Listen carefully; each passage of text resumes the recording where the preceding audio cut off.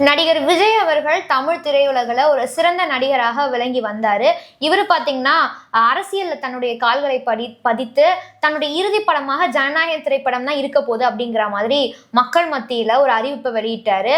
So இவர் திரையுலக விட்டு போறாரு அப்படிங்கிறது இவருடைய ஃபேன்ஸ்க்கு மிகப்பெரிய ஒரு வருத்தமாக இருந்தாலும் இவர் அரசியலுக்கு வந்துட்டாரு அப்படிங்கிறத தெரிஞ்சு ஃபேன்ஸ் ரொம்பவே ஹாப்பியா ஃபீல் பண்ணாங்க.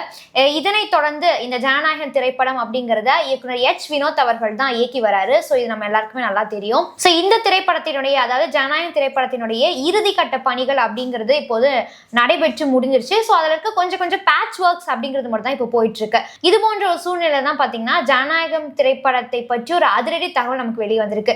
ஜனநாயகம் திரைப்படத்தை பற்றி அப்படிங்கிறத தாண்டி நடிகர் விஜய் பற்றிய ஒரு அதிரடி தகவல் அப்படின்னே சொல்லலாம். சோ நம்ம எல்லாருக்குமே தெரியும், ஜூன் 22 நடிகர் விஜய் அவர்களுடைய பிறந்த நாள்.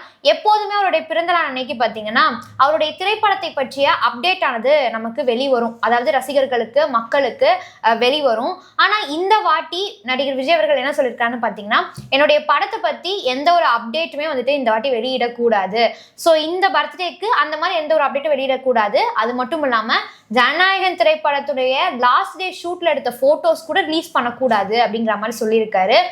படத்தை பத்தின அப்டேட் அப்படிங்கிறது படம் ரிலீஸ் ஆகிறதுக்கு 1 month முன்னாடி ஒரு அப்டேட்டா வெளியிட்டா போதும், ஸோ இப்போ வெளியிட வேணாம் அப்படிங்கிற மாதிரி சொல்லியிருக்காரு. இதற்கான காரணமா விஜய் தரப்புல இருந்து சொல்றது என்னன்னு பாத்தீங்கன்னா, என்னோட மூவி பத்தின அப்டேட்ஸ் இப்போ வெளிவர ஆரம்பிச்சிருச்சு அப்படின்னா என்னுடைய ரசிகர்கள் பாத்தீங்கன்னா அரசியல்ல இருந்து கவனத்தை செதற விட்டுருவாங்க. தொண்டர்கள் அப்படிங்கிறத தாண்டி அவங்க முழு ரசிகர்களா மாறிடுவாங்க. ஸோ அது இங்க நடக்கக்கூடாது அப்படிங்கிற மாதிரி சொல்லியிருக்காரு.